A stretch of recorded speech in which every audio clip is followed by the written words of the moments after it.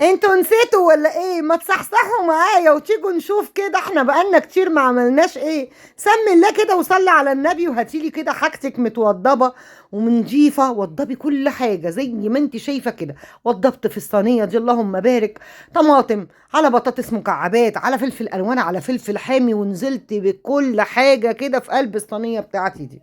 ايوه، ما احنا ما نقدرش نعيش من غير يعني اطعام الطعام ده اكتر حاجه بحبها في حياتي. هنا بقى كنت عايزه اقول لك كنت بعمل اطعام الطعام لوحدي. اللي انتوا شايفينه اللي فضيته من البرطمان ده بصل من توابل دهب، من تحابيش بتاع الدهب. بصل بصي جاهز مفروم زي ما انت شايفه كده، تحطيه على الاكل على طول. بيسهل لك كل حاجه. وحطيت حته توم، وحطيت بقى شويه 7 بهارات، فلفل اسود، فصين حبهان، ورقتين لورا، شويه ملح. ويلا بينا بقى بعد ما حطيت كله كده على بعضه، يلا بقى نقلب ونشوف بقى الجمال. فك الكروب، الخير كله، البركة كلها تعم ببيتك يا رب. فك كربي وكرب كل مكروب، اللهم امين يا رب العالمين. ليمونتين كده ومسكتهم عصرتهم على الجمال ده بقى. يا سلام يا سلام، سهل وبسيط وسريع. وعايزه اقول لك الحاجه اللي بتبقى طالعه لله. والناس بقى اللي هتقول لي الصدقه والرياء، مفيش، دي مش صدقه، ده اطعام طعام. وبحس غيري على اطعام الطعام، وناس كتير قوي بتعمله ورايا، فانا باخد الثواب. فقومي بقى اعملي اطعام طعام، معكيش ان شاء الله حتى لقمه سندوتش فول واديه لاي حد، والله العظيم. انزلي كده عند بتاع الفول قولي له اعمل لي 10 سندوتشات فول ويوزعيهم. ده كده اسمه طعام على فكره. مش شرط يبقى لحمه او فراخ. باكو بسكوت ووزعيه وانت ماشيه كده، وانت في الطريق، وانت رايحه الشغل الصبح. اه والله. مسكت كل الكلام ده كده، قلبته وحتتك بتك كده، وحطيت فيه الفراخ. اللهم بارك. انا ما بقولش عدد عمري ابدا خالص، انا بعمل كده وبحسكوا بس على الموضوع ده.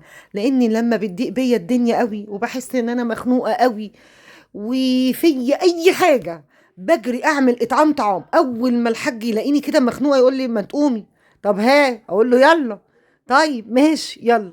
قمت بقى انا عملت ده كده. وعايزه اقول لكم اللهم صل على حضره سيدنا النبي، دخلته بقى في صواني كده، صينيتين كده في قلب الفرن.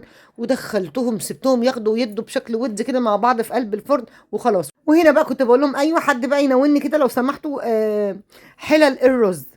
اللهم صل على النبي. ومسكت بقى بصي الاكل كله ما خدش في ايديا ثواني.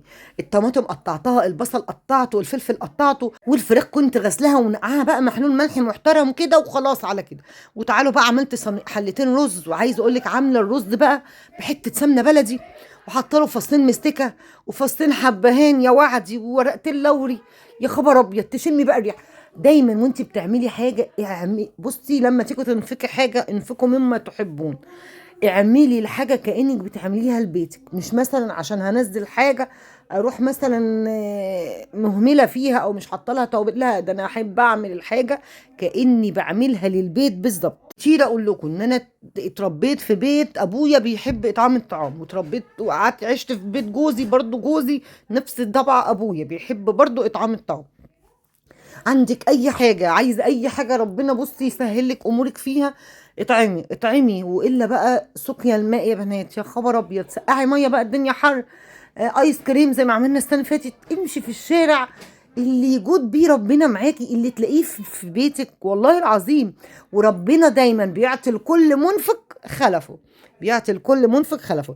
في ناس بقى لما باجي احط مثلا وجبه زي دي يقولوا لي انت مقلله الرز. وحياة ربنا وحياة ربنا الناس اللي بتديهم الوجبة دي بيبقى هاممهم أكتر حتة البروتين اللي فيها، إذا كانت حتة اللحمة أو السمكاية أو حتة الفرخة. أنا بمشي في ساعات في الشارع بلاقي العلب دي مرمية برزها. فأنا بحط ما شاء الله، يعني أنا بحط كأني بغرف هنا طبق رز عادي، يعني كبشة ونص مقصوصة ونص رز عادي، واحط عليها حتة الفرخة وحبتين البطاطس زي ما انت شايفة كده. وعندي بقى البنات بس ما كل مرة مش اغلب المرات يعني بنسى ان انا اوريها لكم. البنات بقى ممكن إيه اللي تجيب لي كرتونتين مثلا عصير، واللي تجيب لي كرتونتين ميه. تقول لي يا ماما حطي دول معاهم، يعني الوجبه بتبقى معاها ماسك ازازه ميه، واحده عصير، كيس فاكهه، اذا كان جوافايه موزايه تفاحيه كده. فاللي بيطلع من البنات وده عشان هم اتربوا على ده، اتربوا ان احنا الحاجه دي، فهم بيحبوا نطلعها على اكمل وجه، كاننا احنا برضو اللي بناكلها.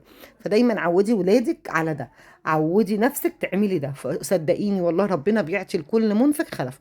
ناس كتير هتقول لي الدنيا صعبه والحاجه، والله العظيم هتلاقي الدنيا فيها بركه والحاجه فيها بركه، وهتلاقي ربنا ما تعرفيش بقى من حيث لا تحتسبي رزقك. وربنا يدينا كلنا، وبحبكم قوي. سلام.